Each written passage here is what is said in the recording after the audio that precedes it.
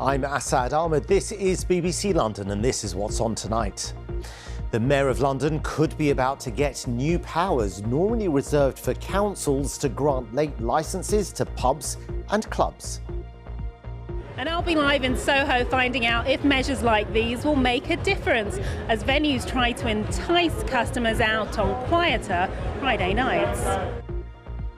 If the plan works, it could be rolled out across the country. Also this evening, sunny, dry and increasingly warm weather. Many enjoy it, but a warning is issued for the risk of wildfires. We're in Essex, where 3 days ago there was a wildfire and we found it still smoking. The fire brigade are on their way. Find out why these donkeys from Kentish Town City Farm are on a day trip to a nearby school. A clue, it's not for the lessons.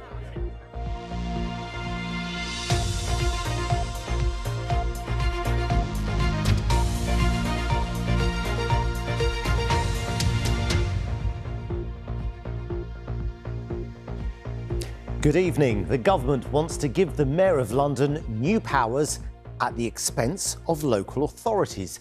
If granted, Sir Sadiq Khan will be able to overturn council decisions and allow pubs and clubs to open late, even if they've previously been told they can't. The Mayor says the power would help boost tourism and stimulate growth. And if it works, similar powers could be rolled out to other parts of the country. But could it also be a blow for local decision-making? Here's Chris Legg.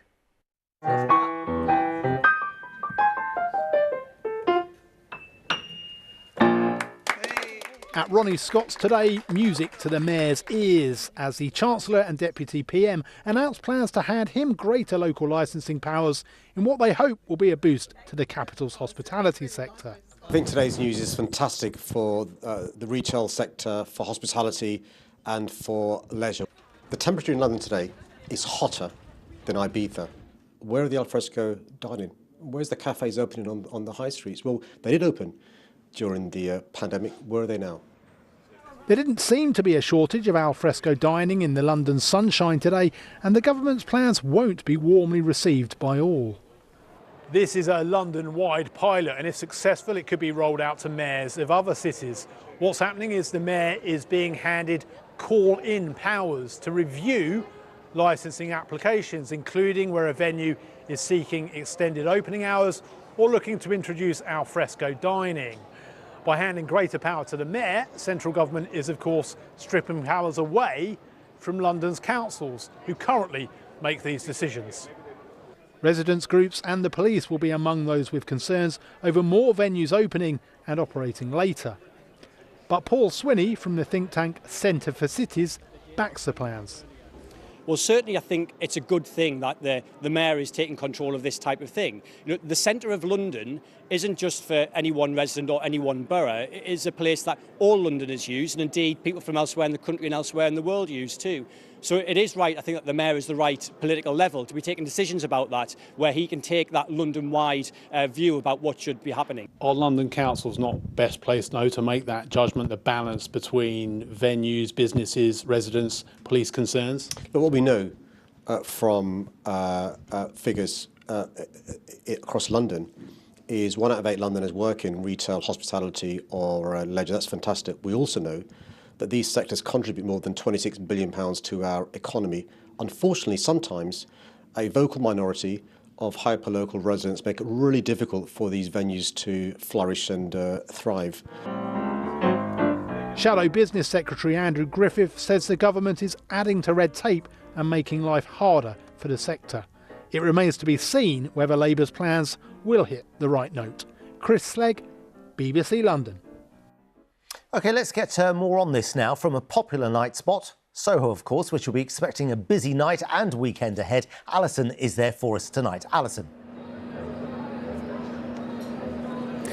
Well, there was a time when streets like this would have been absolutely heaving, especially if there was any sunshine. But take a look around and you will see the occasional empty seat, especially inside some of these businesses. Now, so much has changed since the COVID lockdowns, which really had an impact on the number of people coming in to Central. And let's not forget the cost of living crisis, which had an impact on how much we all had to spend. Well, all of that has made the big night out, the big night out is fast becoming the big night in for some of us, and that really hasn't helped London's nighttime venues. Well, joining me now to explain whether some of these measures could make any difference is Rodrigo, who is the General Manager from Thirst. Now, Rodrigo, I'm guessing that Friday night used to be one of your busiest nights. How have things changed? Thank you, Alison. I think what we've experienced and what everyone's experienced is basically the Friday and the Thursday have kind of, the takings have split. So the Friday has become a lot less busy and the Thursday has also become a bit more busy. So things are not necessarily worse when it comes to those 2 days in specific, but we've definitely seen a change, yeah. So some of the measures being announced are things like longer opening hours, more seating outside. Would that help you at all? I think especially during the summertime, the seating outside and the drinking outside will have a massive impact on our early takings. And I don't know about the later hours. I think most people are usually around 2 o'clock, seem to already be heading home. But it would be fun to experiment definitely with opening a lot later on. And you've obviously had some challenges over the last few years. What else would you like to see? What support could help London venues like yours? Well, I think we had something similar to, I think it was called the Eat Out to Help Out scheme. I believe something along those lines would be amazing for us venues of hospitality in general, especially for places that do drinks only, to have some sort of maneuverability when it comes to prices. Thanks very much, Rodrigo. Well, this is just a pilot that's been announced, but it's hoped that this new approach could really help to put the buzz back into London's nightlife. Yeah, let's hope so. Alison and Rodrigo there, thanks very much. Now, some breaking news to bring you now as we have information that a search is underway for a teenager who's believed to have got into difficulty in a lake in Beckenham in South London. Paul Murphy-Casper is here to tell us a bit more about this. Paul. Yes, I said. Well, emergency services were called to Beckenham Place Park, which is on the border of Lewisham Borough and Bromley Borough, at around 3 o'clock this afternoon after reports of a person in the lake within the grounds of the park. Now, the Met say they believe a 16-year-old boy got into difficulty in the water and is now missing. Next of kin has been informed and is being supported by specialist officers. Now, Lewisham Council, which runs Beckenham Place Park, has put out a post on X. They say it's been closed while emergency services search the area for the missing boy. Now, it is a multi-service operation. The London Fire Brigade has 5 fire engines and 35 firefighters on the scene, alongside the London Ambulance Service, which has a number of vehicles and medics on the scene as well, obviously taking this situation very, very seriously, especially around the welfare of this 16-year-old boy.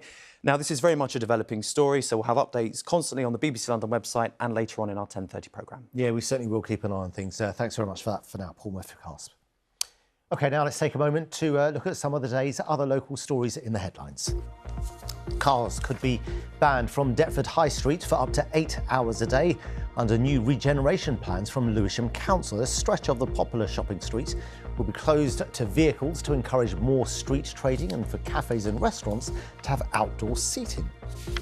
The Football Association has confirmed that Crystal Palace's FA Cup semi-final against Aston Villa will take place on Saturday, the 26th of April at Wembley Stadium. It was originally scheduled for the Sunday, but that's the same day as the London Marathon. The FA today confirmed the change of date.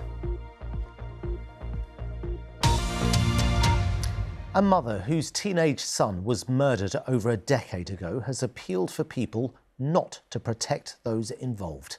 16-year-old Hani Abu El Khair was attacked by a group of men in Pimlico in 2013. 5 were convicted and jailed, but police are now making an appeal to help find another suspect.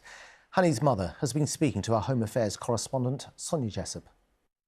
Hani was like a happy, always smiling child.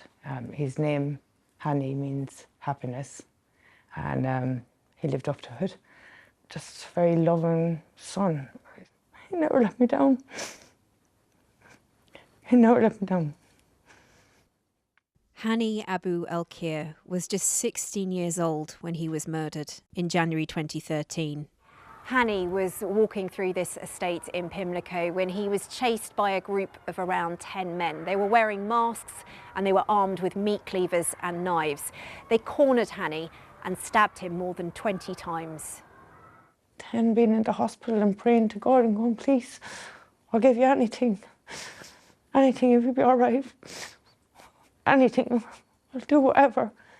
And then found out that he was gone. I begged to go in and see him in the bed. What they did was horrific, it was barbaric. 5 men were jailed for Hanny's murder, but police are still hunting for one suspect, Dilawar Hussain, who was 21 at the time. They believe he fled the UK and travelled to Bangladesh. The impact this has had on Hanny's family, in particular his mum, has been horrendous. It's horrific. She will never give up until this investigation is completely closed. So therefore it's really important that we do everything we can, and members of the public do everything they can to help us find Dilawar. Hanny's mum also needs information about others suspected to be involved that night. They shouldn't be allowed to walk away. And the fact that I might be passing by them on the street, their families, some of the families live close by. The fact that I have to actually pass by them on the street and maybe they say hello to me and I don't know it's them. Like, these people have to be held accountable. If people are too scared or don't want to, or protecting somebody, don't. Why would you want to protect monsters? Why? She says she still cannot understand why anyone would want to harm her son.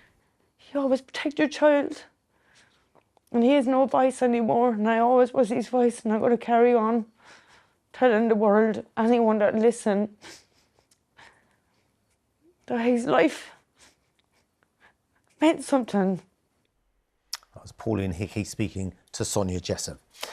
Now, Housing Association has apologised after it sent rent and service charge notices to residents in Hackney, which showed increases of around 50%, but it was in error.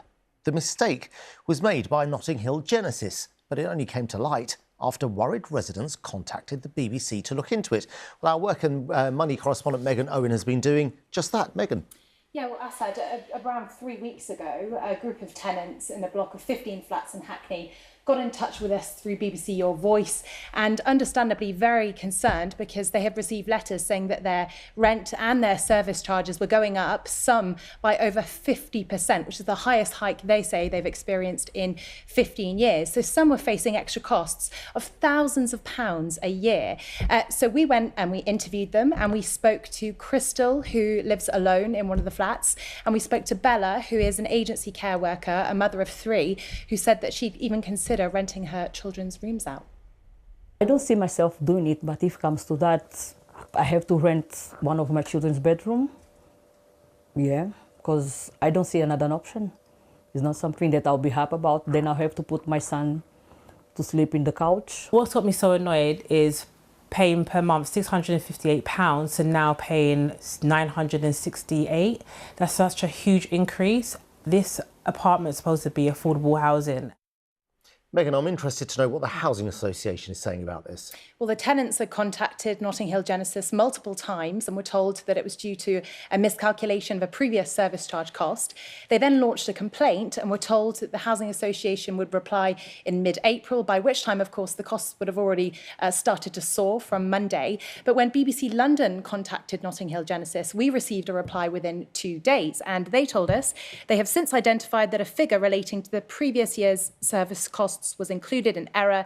They're taking action to remove this item before the charges come into effect on the 7th of April. And they say they're writing to residents to clarify the situation and apologise for any distress and inconvenience. Now, that was at 5 p.m. yesterday. We spoke to the residents this afternoon and they've still not been told. They have sent the booklet in September last year, and for them to say that they made a mistake just within days of the first payment is quite shocking. And so far we have not received anything from them. We heard from you. It makes me feel like we're second class, like we're not important. To let you guys know first was just unacceptable. And I think they think that, you know, the people don't have any power.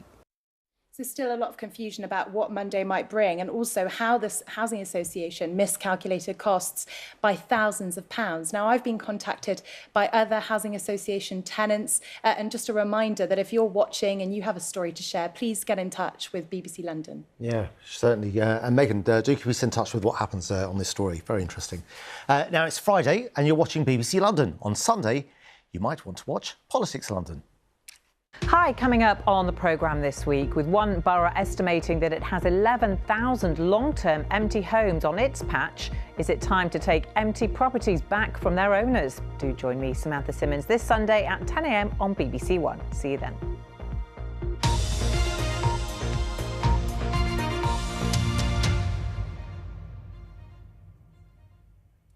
Now, here's a reminder of the devastating wildfire in the borough of Havering a few years ago, which destroyed nearly 20 homes. The reason for the reminder is because we've had a dry few weeks, and as temperatures edge upwards, the fire service say wildfires are back. It's why they're warning the public about outdoor flames and the risks of barbecues. Alice Banukravi has this report. It's July 2022 and wildfires have broken out in Havering, devastating land and homes in Wennington. This is my house that burnt down, and this is the new one that's been rebuilt. But everything inside was absolutely burnt to cinder. Carol is one of several residents still waiting to go back home. Somehow we've got through all the bureaucracy, all the things that have gone on, we've got through it, and we've had to suffer a lot, really, mentally, physically. I feel for all the other people too, the other 19 houses. And with this current forecast, the risk of wildfires is still present. On Wednesday, here in South Woodham Ferrers, fire took hold, scorching this land. This pleasant weather does bring additional risk. It's very windy and the wind is coming from the east, which means it's much drier. It has been a very dry March anyway, and it's very sunny, meaning wildfires can take hold very easily. You can see here, it's all what's still burning underneath. As if to prove the point, as we were setting up for our interview with Essex Fire Service, we noticed smoke coming from the ground. I'm here with the BBC to just do a short film with regards to the wildfire that we had at South Woodham the other day. What appliances we got on the run around here, please? And in the short wait for a fire engine to arrive, some spots even ignited. Thankfully, crews were quickly able to dampen down the land, but the advice over the next few weeks is clear. Just be guarded, certainly things like with litter. Don't discard your litter, especially things like plastic bottles, glass bottles, which can magnify the sunlight. People are going to be more tending to use barbecues. If they're disposable ones, please put them on hard standing. And make sure that you don't discard any of the contents until they're completely cool. People that are smoking, be careful with how they discard those cigarettes. And these warnings don't just apply to people in Essex. Surrey and London fire services have issued similar alerts, especially as we head into the sunny weather over the Easter holidays. Alice Bandukravi, BBC London in Essex. Yeah, serious warning, that one. Now, fly tipping is nothing new, but it's a problem which seems to be getting worse. It's why fines are being increased from £400 to £1,000, and why some boroughs are increasing the number of environment officers patrolling the streets. But will it be enough to deter fly tippers? Hannah Gray has been looking into the problem. Illegal waste is being dumped all over the capital. Fly tipping makes our neighbourhood smell rotten, it attracts pests and can be extremely dangerous. Now 16 London councils have told us they're increasing fines from £400 up to £1,000.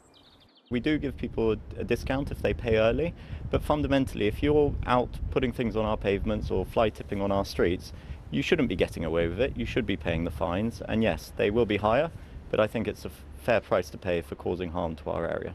Really, really bad, that is. Lavinia and Inda are environmental enforcement officers. They find this mound of rubbish at Ladbroke Grove. I just feel like it takes away pride from the community. Like, because I live and work around here, so having to see the rubbish, it just makes it feel like not a very nice place. It's quite sad because I think London is such a beautiful city and it really takes away from the beauty of the city and what it has to offer. The officers rifle through the bags to make sure there are no needles or hazardous chemicals. Hopefully we should be able to find some sort of letters or anything pertaining to a person's name and address. Lavinia, do you want to come over? It's not long before they do find a parcel with an address on it. They'll now make contact with that individual. Sometimes it's scary because I'm 5'4", and most of the people that we do approach, they have a tendency of just showing that they're a bit bigger. Once they understand that you have the powers to issue them a fine, you have the powers to enforce, then they back them. Campaigners say more needs to be done to stop people fly tipping in the first place. Fines going up is a really good idea because we need a disincentive to the criminals that are carrying out this act. Although sentences could be much harsher for those that are convicted of fly tipping, magistrates tend not to issue severe fines and even prison sentences, which they can because they perceive this to be a victimless crime. And anyone who's living in a community that's regularly fly tipped knows this is not a victimless crime. Any kind of fly tipping is a serious criminal offence, from just leaving out a single item of furniture on the street to dumping a huge lorry load of waste, like what's happened here at Willesden South in Harrow. Local councils are asking Londoners to report to them any sightings of any kind so that they can track down whoever's responsible for it. Harrow Council say it's costing at least £350,000 to clear away this heap of fly-tipped rubbish. An investigation's now underway to find the criminals who dumped it here. Hannah Gray, BBC London. These two donkeys have been walking to and from school in Camden this week. In order to put in a full day's work, would you believe? They leave their farm in Kentish Town to help at a new flower meadow in the school. And without realising it, they also provide valuable therapy and smiles to all those around them. Nikki Ford went to see them. Meet Dora and Nora, rescue donkeys who live at Kentish Town's City Farm. But this week, they're getting ready to take on an important job. They're heading to a nearby secondary school to help as gardeners. But first, they have to get there. And it's not every day you see a donkey or two walking the streets of Camden, nor get on the overground. But luckily, they walked past Gospel Oak Station, heading for the lush pastures of Parliament Hill instead, which the school backs onto. And what do most of us look forward to at school? Well, lunchtime. And the donkeys are no exception. They've headed straight to the grass to get their fill. That's partly the point of them being here, to help clear the grass and bed in a seed mixture that's been planted. We want to do something fun for the children. We also want to do something fun for the donkeys, but this is part of a wider effort to increase biodiversity on school grounds, and they will hopefully kickstart a nice flowering meadow that we have sown here by trampling in the seeds and by just grazing the grass, and then we have something beautiful.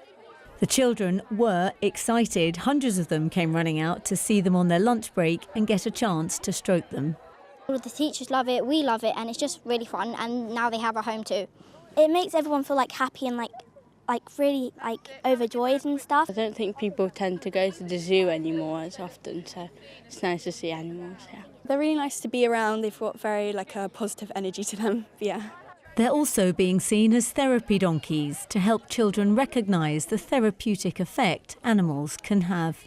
Giving them the opportunity to touch them, like being at one with nature. I feel what I found quite fascinating is that we've obviously as humans got an affinity with these creatures, and it is good for our well-being and souls to just see them and be able to engage with them. And the students have really making the most of the opportunity to be around them. Once their job is done, the school hopes to see a flowering meadow where this patch of grass once stood. If successful, the donkeys could see a greater demand for their services.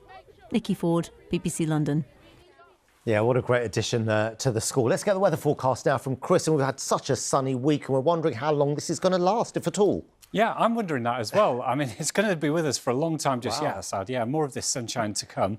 Beautiful blue skies today. We did have a few patches of high cloud knocking around, but it has been London's warmest day of the year so far. 21.3 was recorded in Northolt back on the 20th of March, but we got to 22 degrees Celsius today.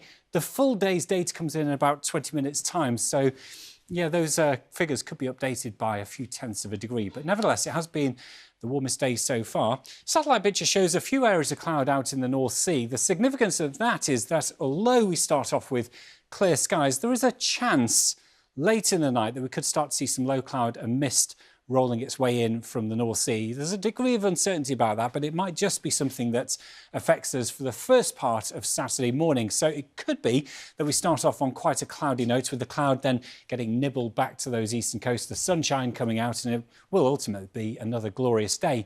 Glorious, yes, loads and loads of sunshine through the afternoon, yeah, tick that one as well. But it will be a cooler day. We've got temperatures reaching a high of about 19 degrees. The warmest spots out towards the south and west. The coolest spots further east with their temperatures around 17 degrees or so. Now, heading into Sunday, we've got loads more sunshine to come.